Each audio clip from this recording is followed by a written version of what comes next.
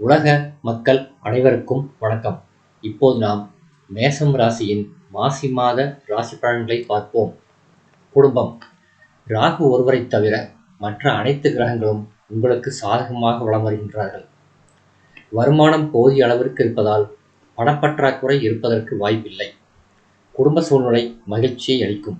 சூரியன் சனி அனுகூலமாக நிலை கொண்டுள்ளதால் ஆரோக்கியம் திருப்திகரமாக இருக்கும்.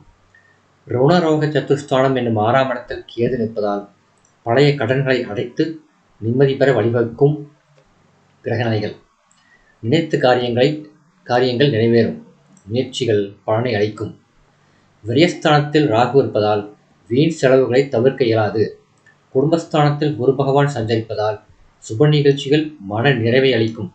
விவாக வயதில் பெண் அல்லது பிள்ளை இருந்தால் நல்ல வரன் அமையும். உத்தியோகம். சனி பகவானும் சுக்கிரனும் சிறந்த சுபபலம் பெற்று சஞ்சரிக்கும் நிலையில் பாகிஸ்தானத்திற்கு குரு பகவானின் சுபபார்வை கிடைப்பதால் ஊதிய உயர்வு, பதவி உயர்வு ஆகியவற்றை எதிர்பார்க்கலாம். தற்காலிக பணிகளில் உள்ள அன்பர்கள் அவரவரது வேலையில் நிரந்தரம் செய்யப்படுவார்கள். தொழில் வியாபாரம். உற்பத்தியை துணிந்து அதிகரிக்கலாம். புதிய விற்பனை நிலையங்களை திறப்பதற்கு அனுகூலமான மாதம் இந்த மாசி மாதம். நிதி நிறுவனங்களின் ஆதரவும் உதவியும் எளிதில் கிடைக்கும். ஏற்றுமதி துறையினருக்கு புதிய வெளிநாட்டு ஆர்டர்கள் கிடைப்பது உற்சாகத்தை தரும். சந்தை நிலவரம் உதவிகரமாக அமையும். சூரிய பகவான் அனுகூலமாக நிலை கொண்டுள்ளதால் அரசாங்க கொள்கைகள் உங்களுக்கு சாதகமாக அமையும். புதிய விற்பனை நிலையங்களை திறப்பதற்கு ஏற்ற மாதம் இந்த மாசி மாதம். ஒரு சிலர் வியாபார அபிவிருத்தி சம்பந்தமாக வெளிநாடு சென்று வரும் வாய்ப்புள்ளதையும் கிரகநிலைகள் சுட்டிக்காட்டுகின்றன.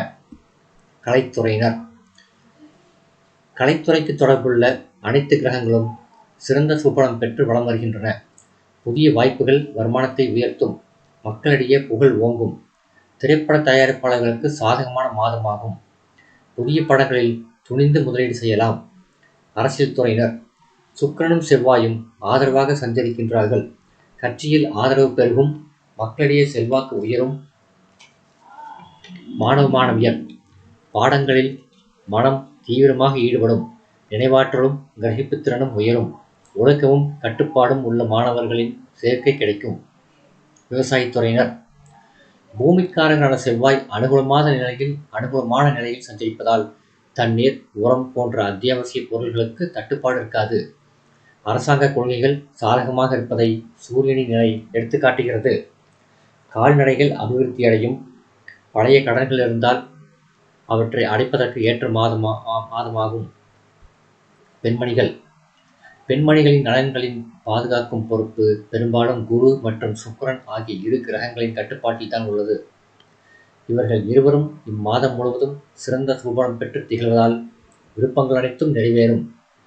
திருமணமான பெண்மணிகள் கருத்தரிப்பதற்கு கிரகநிலைகள் சாதகமாக உள்ளன. விவாகத்துக்கு காத்துள்ள பெண்மணிகளுக்கு மனதிற்கு பிடித்த கணவன் அமைவார்.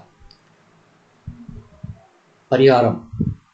சனிக்கிழமைகளில் அருகிலுள்ள திருக்கோயில் ஒன்றில் மாலை வேளையில் நல்லெண்ணெய் தீபம் ஏற்றுவதும், திருநாகேஸ்வர திருத்தல தரிசனமும் ராகுவினால் ஏற்படும் தோஷத்தை அடியோடு போக்கும். சந்திராஷ்டம தினங்கள். மாசி 15 8 முதல் 10 பிற்பகல் வரை. இந்த வீடியோ உங்களுக்கு பிடிச்சிருந்தா லைக் பண்ணுங்க, ஷேர் பண்ணுங்க, சப்ஸ்கிரைப் பண்ணுங்க. நன்றி.